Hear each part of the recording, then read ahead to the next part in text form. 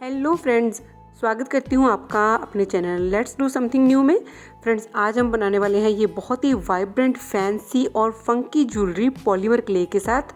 Polymer clay से जुड़े हुए जितने भी आपके डाउट्स हैं सब क्लियर होने वाले हैं आज के वीडियो में। वीडियो पूरा देखिएगा बिना स्किप किए। तो चलिए बढ़ते हैं बिना किसी देरी के आज के वीडियो पर।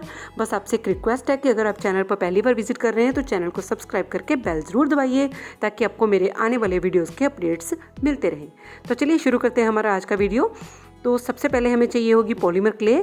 आप किसी भी ब्रांड का पॉलीमर क्ले यूज़ कर सकते हैं। यहाँ मैं कर रही हूँ ओइट्रा का पॉलीमर क्ले, ये मैंने ऑनलाइन लिया था। और सबसे पहले हमें इसकी कंडीशनिंग करनी होगी। आपको एक चीज़ का ध्यान रखना होगा पॉलीमर क्ले के साथ काम करते हुए कि आपका जो वर्किंग सरफेस है वो बहुत ही क्लीन होना चाहिए। आपके हाथ अच्छे से धुले हों, आपके सारे टूल्स एकदम डस्ट फ्री हों, क्योंकि पॉलीमर क्ले जो है वो डस्ट को बहुत अच्छे से और बहुत जल्दी कैच करता है।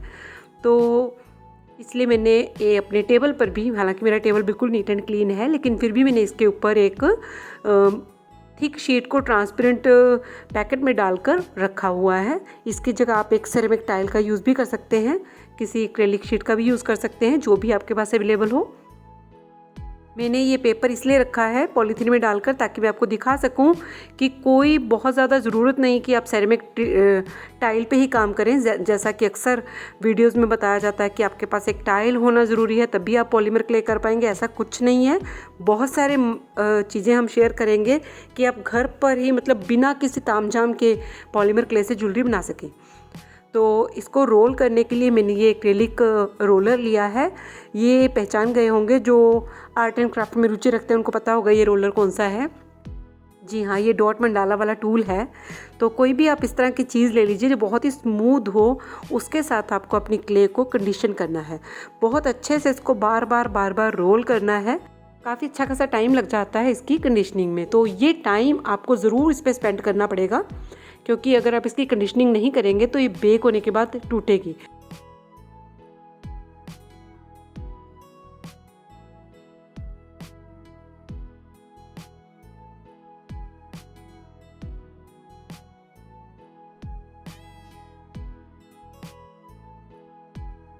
तो देखिए ये कुछ इस तरह की दिखनी चाहिए। जब आप इसकी कंडीशनिंग कर लें तो बहुत ही क्लीन, स्मूथ और शाइनी होनी चाहिए। तो हमें इस तरह से 4-5 कलर ले लेने हैं। तो मैंने ये जो कलर लिए हैं वो 2 पीस वाइट के लिए हैं, 2 येलो, 2 रेड एंड 2 ब्लू। अब हम थोड़ा सा इसमें ग्लिटर ऐड करेंगे क्योंकि फेस्टिव सीज़न है, क्रिसमस आ रहा है और आगे फिर वैलेंटाइन डे भी। तो ग्लिटर्स के बिना, गोल्ड के बिना तो मज़ा नहीं आता ना त्योहारों का भी। तो थोड़ा सा ग्लिटर ऐड करेंगे। तो रेड के ऊपर मैं गोल्ड फ्लेक्स लगा रही हूँ और ब्लू के ऊपर हम सिल्वर फ्लेक्स लगाएंगे। तो ये गोल्ड फ्लेक्स या सिल्वर फ्लेक्स आपके पास अगर ना हो तो आप इसे स्किप कर सकते हैं। और अगर आप ये सारी चीज़ें ख़रीदना चाहते हैं तो आप इन्हें ऑनलाइन ख़रीद सकते हैं। आपको मेरे वीडियो में साथ में ही प्रोडक्ट वाला एक ऑप्शन दिखेगा स्क्रीन पर, आप वहाँ क्लिक कीजिएगा, आपको सारे प्रोडक्ट वहाँ पर मिल जाएंगे जो मैंने इस वीडियो में यूज़ किए हैं। तो आप वहाँ से डायरेक्ट भी ये चीज़ें खरीद सकते हैं। और देखिए बातों बातों में हमने इस पर ग्लिटर ऐड कर लिया है, अपना गोल्ड फ्लेक ऐड कर लिया है। अब थोड़ा सा सिल्वर फ्लेक हम लगाएंगे स्काई ब्लू पर। तो कलर कॉम्बिनेशन आप कोई भी ले लीजिएगा। देखिए इसमें मेन जो है रेड कलर है, क्योंकि रेड काफ़ी वाइब्रेंट होता है। तो मेरी सारी ज्वेलरी में रेड ही रेड नज़र आ रहा होगा आपको, जो आपने शुरुआत में देखा होगा। वो कारण ये है कि ये काफ़ी डार्क और वाइब्रेंट कलर है। तो अगर आप इतना डार्क नहीं बनाना चाहते तो आप रेड की जगह पिंक लीजिएगा। तो उससे ये बहुत ज़्यादा रेड रेड सा मतलब नहीं दिखेगा, बाकी कलर भी हाईलाइट होंगे उससे। तो रेड जो है वो बाकी सारे कलर्स को कह लीजिए उसने खा लिया है, इसलिए बाकी कलर्स कम शो हो रहे हैं। तो ये बिल्कुल ही मेरी स्पीड मैंने यहाँ पर बिल्कुल भी बढ़ाई नहीं हुई, ताकि आप अच्छे से देख लें कि बहुत ही अच्छे से आपको एक प्रॉपर टाइम देकर अपना ज्वेलरी को रेडी करना है। जल्दबाजी वाला काम यहाँ पर नहीं चलने वाला है, नहीं तो वो मज़ा नहीं आएगा इसको बनाने में। क्योंकि जल्दबाजी करेंगे तो ना तो फ्लेक्स अच्छे से चिपक पाएंगे, ना ही इनकी लेयरिंग अच्छे से हो पाएगी। और मार्बल इफेक्ट देने के लिए सबसे जो ज़रूरी चीज़ है वो है लेयरिंग। तो ये जितने भी आपने मेरे कलर देखे हैं ये सब बिल्कुल इक्वल साइज़ के हैं, यानी जितना पीस मैंने शुरुआत में आपने देखा होगा वाइट का लिया था, बिल्कुल उसी अमाउंट में मैंने बाकी कलर्स लिए हैं। तो आपको इस चीज़ का ध्यान रखना है कि सारी जितनी भी हम लेयर्स बनाएंगे उनकी थिकनेस, उनकी लेंथ, उनकी सब बराबर होनी चाहिए। बहुत ज़्यादा अंतर ना हो, थोड़ा बहुत तो देखिए आप हाथ से बना रहे हैं, कम ज़्यादा चल जाएगा, लेकिन बहुत अंतर ना हो, इतना ध्यान रखिएगा। तो चलिए अब इसकी लेयरिंग करते हैं। तो मैं रेड से शुरू कर रही हूँ। आप जिस कलर को भी बेस रखना चाहते हैं उससे शुरू करिएगा। तो यहाँ मैं रेड से शुरू कर रही हूँ, उसके ऊपर मैंने वाइट लगाया है। अब उसके ऊपर ग्लिटर वाला हम सिल्वर लगा रहे हैं। मैंने सारी जगह पे ग्लिटर नहीं लगाया तो वो बहुत ग्लिटरी सा हो जाएगा। मुझे बहुत ज़्यादा ग्लिटर पसंद नहीं है पर्सनली। तो आपको अगर बहुत ज़्यादा शाइनी चीज़ें पसंद हैं तो आप सभी पे एक एक लेयर जो है गोल्ड फ्लेक की लगा सकते हैं। तो अब इनको मैं टर्न वाइज एक एक कलर को ऐड करते जा रही हूँ, जैसा कि आप स्क्रीन में देख रहे हैं। तो थोड़ी बहुत तो देखिए मेरी भी ऊंची नीची हैं, कम ज़्यादा हैं, तो इतना तो चलेगा, लेकिन बहुत ज़्यादा इनका अंतर ना हो। तो अब ये येलो के बाद हम वापस से रेड लगाएंगे। अब यहाँ पर हम ग्लिटर वाला रेड लगा रहे हैं।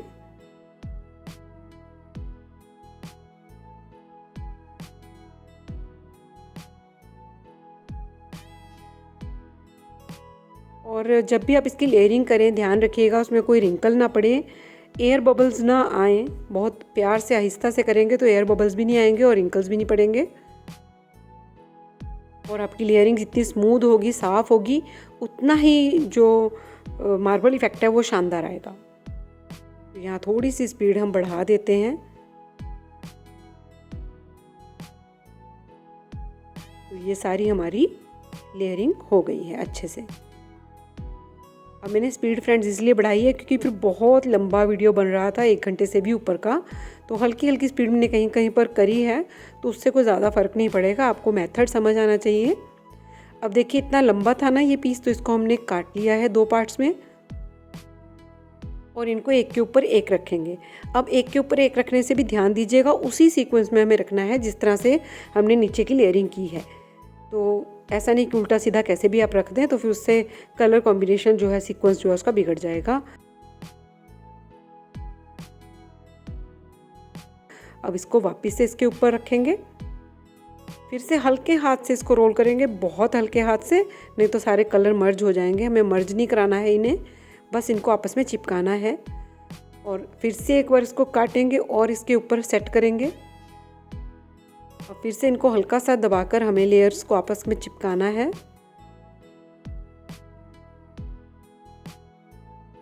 देखिए अब मैं इसको एक बार फिर से कट करूंगी क्योंकि हम एक लंबी पट्टी बनाएंगे जिसके लिए चौड़ाई हमें इसकी कम करनी है। तो ये देखिए बहुत अच्छे से हमारी एक स्लैब तैयार हो गई है। तो इसको चारों तरफ से अच्छे से हम प्रेस करेंगे। देख रहे हैं कितनी प्यारी लाइंस इसमें बनी हैं दूसरी साइड पर, ये देखिए कितनी अच्छी लग रही हैं। तो बहुत ही अच्छे से हम इसको बढ़ाते जाएंगे और एक ही दिशा में नहीं बढ़ाएंगे, ऊपर से भी हम इसको दबाते जाएंगे, यानी स्क्वायर सा रखेंगे और इसको बढ़ाते जाएंगे। पतला पतला लंबा लंबा नहीं बेलना है हमें इसके। तो धीरे धीरे इसको एक्सटेंड करेंगे, खींचते रहेंगे और बढ़ाते रहेंगे। हल्का हल्का रोलर भी अपना इस पर चलाते रहेंगे। तो जैसे क्ले केन्स बनती हैं बिल्कुल उसी तरीके से हमें इसको बढ़ाना है। तो ये देखिए हमने इसको इतना बढ़ा लिया है।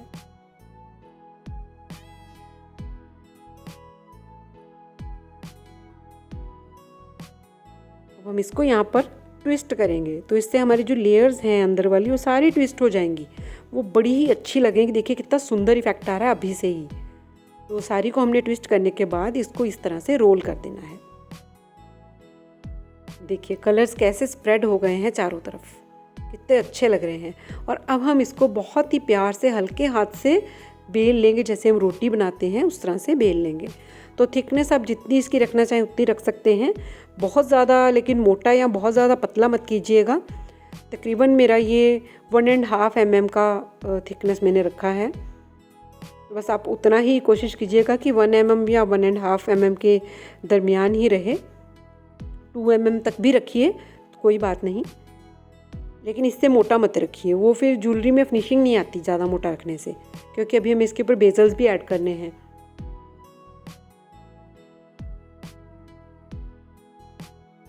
तो तो बस ये मैंने इतना पतला कर लिया है, आई थिंक ये 1 mm ही तकरीबन होगा। तो अब इसके ऊपर हम ये बेजल्स अटैच करेंगे।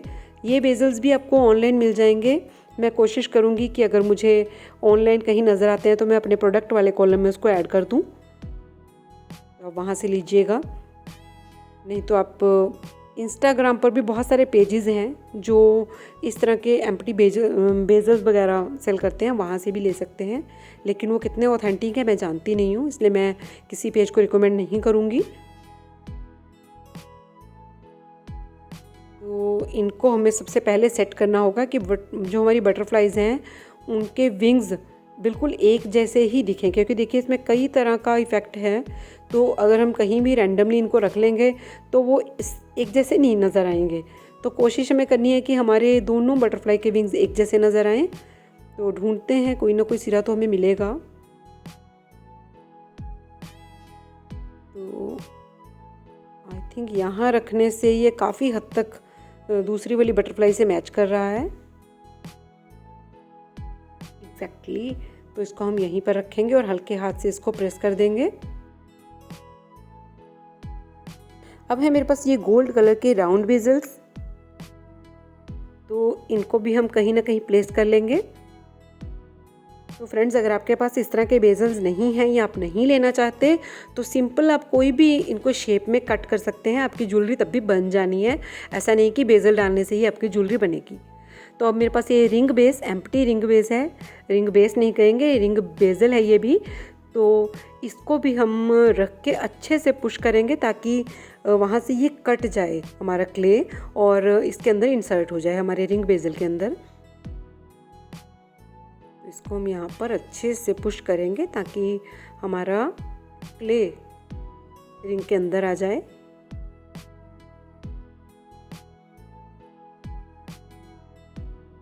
और एक्स्ट्रा क्ले को हम यहाँ पर कट कर देंगे। कोई भी कटर वगैरह ले लीजिए, उससे आप काट दीजिए। बहुत ज़्यादा ज़ोर से अपना कटर नहीं चलाना है, क्योंकि फ्रेंड्स नीचे हमने पेपर और पॉलीथीन रखा हुआ है तो वो भी कट जाएगा। तो बड़े प्यार से काटेंगे, क्ले है, ज़ोर लगाने की ज़रूरत ही नहीं है, इजीली कट जाएगी। तो हल्के हाथ से हम इसको बस कट कर देंगे और ये हमारी रिंग जो है वो क्ले सहित बाहर आ गई है।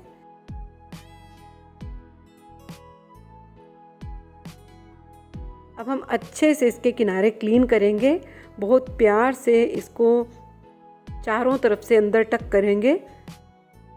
किनारों के ऊपर नहीं हम इसको रहने देंगे, बल्कि अंदर कर देंगे, ताकि हम जब इसके ऊपर रेजिन का कोटिंग करें तो अच्छे से किनारों के साथ हमारी रेजिन टच होए और इसको सील कर दे ऊपर से वो। इसलिए अभी हम खाली इसको अंदर अंदर पुश कर रहे हैं। और ध्यान रखना है पुश करते टाइम इसकी लेयरिंग जो इसके मार्बल इफेक्ट है वो ख़राब नहीं होना चाहिए। बड़े प्यार से आपको ये काम करना है।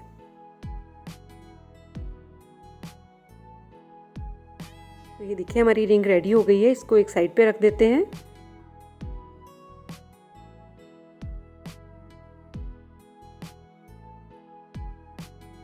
और अब हम एक रोलर से अपने इन बेजल्स के ऊपर मतलब इनको पुश करेंगे ताकि हमारे बेजल क्ले में फिक्स हो जाएं।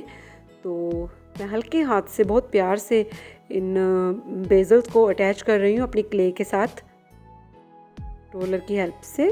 तो आपको भी इसी तरह से हल्के हाथ से बेजल्स को अटैच करना है क्ले में, और फिर एक नाइफ़ लेकर बिल्कुल उसी तरीके से कट कर लेना है जैसे हमने पहले कट किया है अपनी रिंग को।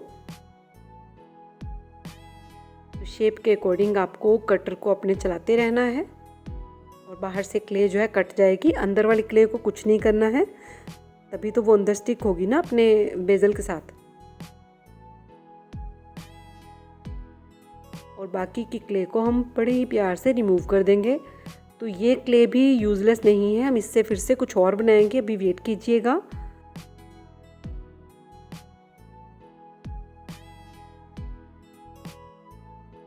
तो अब यहाँ एक ज़रूरी स्टेप है कि आप नाइफ़ से अपने सारे जो हमने दोनों बेजल रेडी किए हैं, दोनों ईयरिंग सेट को, इनकी क्लीनिंग करें अभी इसी टाइम पर, नहीं तो आपको बाद में सैंडिंग करनी पड़ेगी, बहुत टाइम कंज्यूमिंग काम है वो। उससे अच्छा है पहले ही इसको क्लीन कर लें पूरे बेजल्स को, जो इधर उधर लगा है या बेज़ल के ऊपर हमारी क्ले लगी है उसको क्लीन कर लें, और किनारों को क्लीन करना बिल्कुल भी मत भूलिएगा। तो अच्छे से यहाँ क्लीन हुई होगी तो बेक करने के बाद इसमें किनारे बिल्कुल स्मूथ होंगे, उनको घिसना नहीं पड़ेगा, उनकी सैंडिंग नहीं करनी पड़ेगी। तो सारे किनारे बिनारे हम अभी यहाँ पर क्लीन कर लेंगे।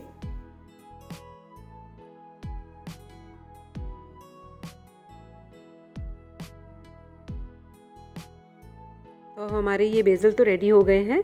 अब देखिए कितने प्यारे लग रहे हैं। अब जो हमारी बची हुई क्ले है इससे हम कुछ और बनाएंगे। तो इसको चलिए थोड़ा धीरे से प्यारे प्यारे हाथों से इसको हम पुश करेंगे और फिर से इसको रोल कर लेंगे।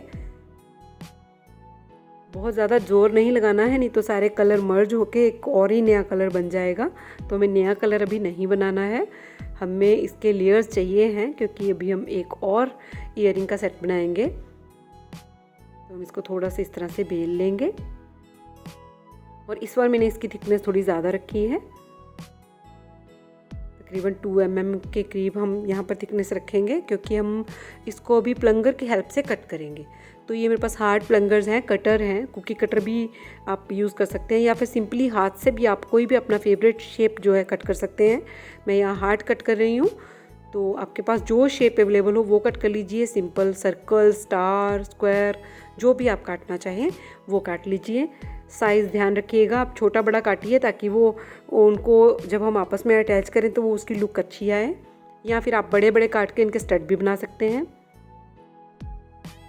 तो ये हमने काट लिए हैं और इस बची हुई क्ले को वापस से हम संभाल देंगे अगले प्रोजेक्ट के लिए। तो अगला प्रोजेक्ट मैं अगले वीडियो में लाऊंगी। वीडियो देखना मत भूलिएगा, चैनल को सब्सक्राइब करके रखिएगा ताकि आप मेरा नेक्स्ट वीडियो देख सकें कि इस बची हुई क्ले से हमने क्या बनाया है।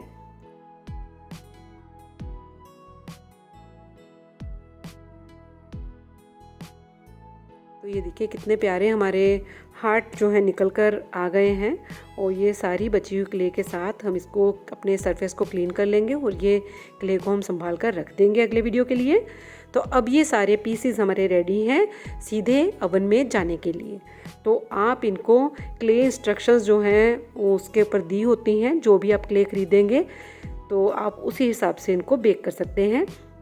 और लेकिन मैंने यहाँ पर इनको 130 डिग्री सेल्सियस पे बेक किया है 1 घंटे के लिए। 15-15 मिनट के मैंने 4 बैचेस में इनको बेक किया है। एकदम से 1 घंटे का मत लगाइएगा फ्रेंड्स, उससे जलने की आशंका रहेगी। तो पहले आप 15 मिनट का या आधे घंटे का लगा दीजिएगा और फिर निकाल करके देख लीजिएगा बिना टच किए। अगर उनका कलर वगैरह सेम है, कुछ नहीं हुआ, तो उसको आप कंटिन्यू कर सकते हैं और 15 मिनट और फिर और 15 मिनट। कम जितना टेम्परेचर कम होगा उतनी बढ़िया बेकिंग होगी, इस बात का ध्यान रखिएगा। 130 डिग्री से प्लस मत कीजिएगा टेम्परेचर, चाहे आप कोई सी भी क्ले यूज़ कर रहे हैं। ये एक स्टैंडर्ड हीटिंग टेम्परेचर है 130 डिग्री। तो अवन को प्री हीट ज़रूर कीजिएगा। मैंने जो अपने घरों में अवन होते हैं मैंने उसी में इनको बेक किया है। कन्वेक्शन मोड पे उसको सेट किया 130 डिग्री पे और उसको प्री हीट किया। उसके बाद 130 डिग्री पे उसको सेट करके मैंने आधे घंटे के लिए इसकी बेकिंग की। फिर से मैंने 15 मिनट का लगाया और फिर से मैंने 15 मिनट का लगाया टाइम और फिर उसके बाद इसको 2-3 घंटे वहीं अवन के अंदर पड़ा रहने दिया।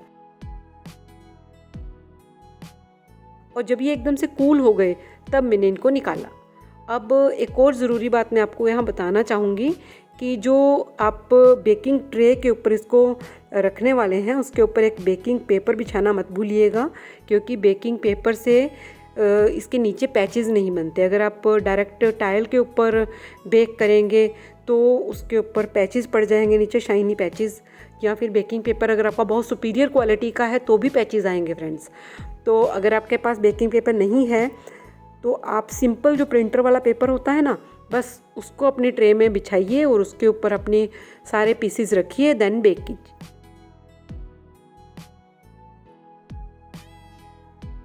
अब ये पूरी तरह से ठंडे हो चुके हैं और इसके ऊपर हम रेजिन का एक कोट करने वाले हैं।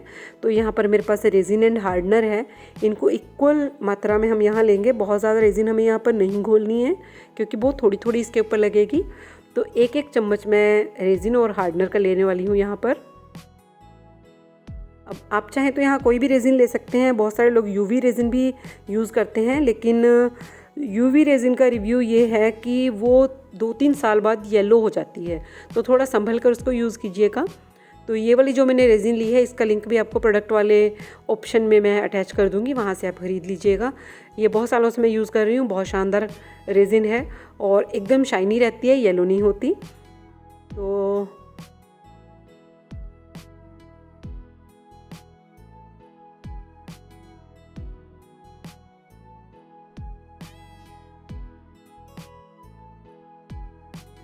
तो अब सबसे पहले रिंग को आप किसी बेस में खड़ा कर लीजिए ताकि टेढ़ी मेढ़ी ना हो, क्योंकि अगर ये ज़रा सी भी कहीं से टेढ़ी हुई तो हमारी रेज़िन उस साइड पे फैल जाएगी, फिर वो ऊंचा नीचा इफेक्ट आएगा। तो हमें इवन इसको रखना है।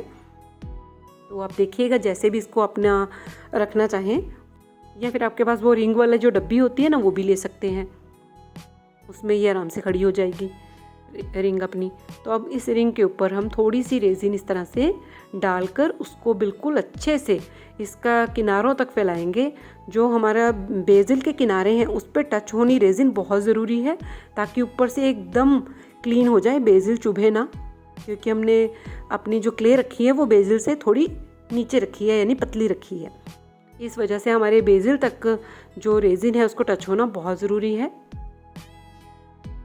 धीरे धीरे आहिस्ता आहिस्ता फैलाइएगा, बबल्स इसमें नहीं फॉर्म होने चाहिए।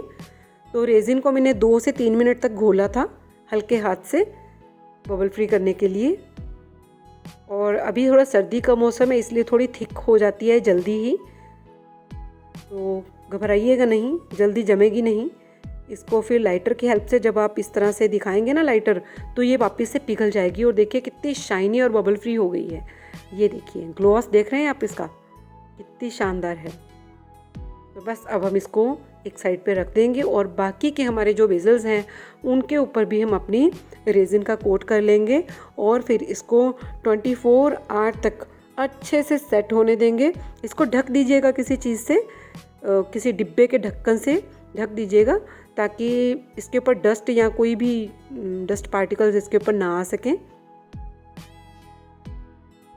तो इन बेजल्स के ऊपर भी रेज़िन जानी चाहिए, जो हमारे बटरफ्लाई और सर्कल्स हैं, इन बेजल्स के ऊपर तक हमारी रेज़िन जानी चाहिए। और लाइटर से बबल रिमूव करना बिल्कुल भी मत भूलिएगा, क्योंकि ये एक बहुत ज़रूरी स्टेप है इसका, बबल रिमूव करना।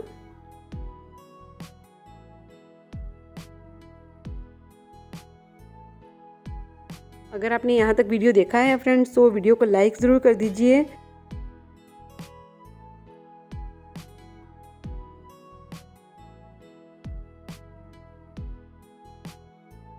तो ये देखिए फ्रेंड्स, 24 घंटे हो चुके हैं और हमारी ज्वेलरी जो है वो बिल्कुल अच्छे से सेट हो गई है। हमारी रेज़िन देखिए कितनी सुंदर शाइनिंग आई है इसके ऊपर।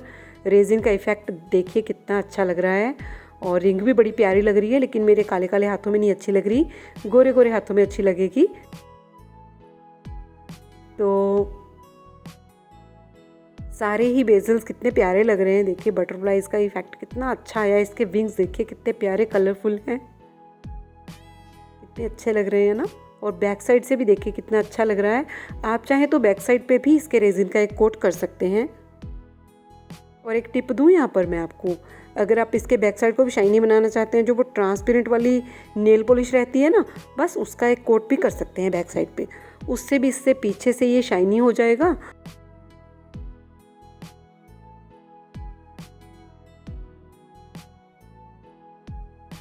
तो अब एक इम्पॉर्टेंट स्टेप इसमें छेद करने का।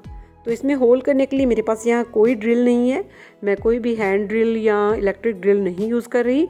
सिंपल मैं एक नीडल में नीडल को गर्म करके उससे इसमें छेद कर रही हूँ। देखिए कितना इजी है इसमें होल करना।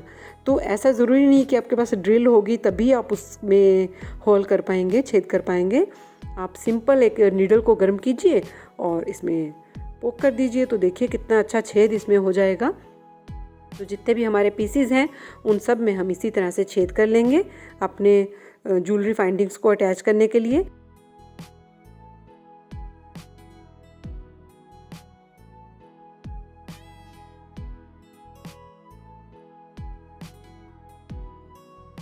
और फिर नाइफ़ की हेल्प से ये जो छेद किया था पीछे से उसको क्लीन कर देंगे। तो बहुत ही क्लीन इसमें ये देखिए छेद हो चुका है। तो इसी तरीके से हम अपनी सारी ज्वेलरी में छेद कर लेंगे। सारे छेद हो चुके हैं फ्रेंड्स। अब हम इनमें अटैच करेंगे जंप रिंग और hook. Jump ring and hook लगाकर हमारी ईयररिंग्स रेडी हो जाएंगे।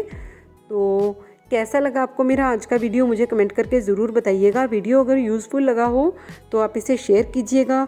कोई भी किसी तरह का डाउट हो तो आप मुझसे पूछ सकते हैं। आप मुझे इंस्टाग्राम पे फॉलो करके DM कर सकते हैं अगर आपको इस तरह की ज्वेलरी परचेज़ करनी है मुझसे। तो अब मैं वहाँ पर आपको मिल जाऊँगी, आप मुझसे ज्वेलरी खरीद भी सकते हैं। तो उसका लिंक आपको स्क्रीन पे दिख रहा होगा। hishu.crafty इंस्टाग्राम पे जाइएगा, hishu.crafty सर्च कीजिएगा, मैं आपको मिल जाऊँगी और आप मुझसे वहाँ पर ये ज्वेलरी परचेज़ भी कर सकते हैं। और भी बहुत सारी चीज़ें मैं इंस्टाग्राम पे डालती रहती हूँ अलग अलग तरह की, आप वो सारी चीज़ें वहाँ पर चेक कर सकते हैं। और इसके अलावा भी बहुत सारे क्राफ्ट वीडियोस मैं डालती हूँ अपने फेसबुक के पेज पर। अगर आप और अलग तरह के क्राफ्ट वीडियोस देखना चाहते हैं तो आप मेरे पेज को भी फॉलो कर सकते हैं। उसमें भी वही एड्रेस है hishu.crafty। सिंपली आप फेसबुक पर जाइए, सर्च कीजिए hishu.crafty, मेरा पेज आ जाएगा। मेरे पेज का नाम है क्राफ्ट डेस्टिनेशन मीन्स हिशू अग्रवाल। तो आप उसको फॉलो कर लीजिए। उस पर भी बहुत सारे वीडियोस, रील्स, पोस्ट मैं शेयर करती रहती हूँ। तो आप देखिएगा, वहाँ पर भी जाकर अलग अलग तरह के वीडियोस देख सकते हैं। तो फ्रेंड्स एक बार फिर से आप मुझे बताइएगा कमेंट करके कि आपको कैसा लगा मेरा वीडियो। तो वीडियो को लाइक और शेयर करना बिल्कुल भी मत भूलिएगा। मिलेंगे अगले वीडियो में कुछ नया लेकर, तब तक के लिए थैंक यू, बाय बाय।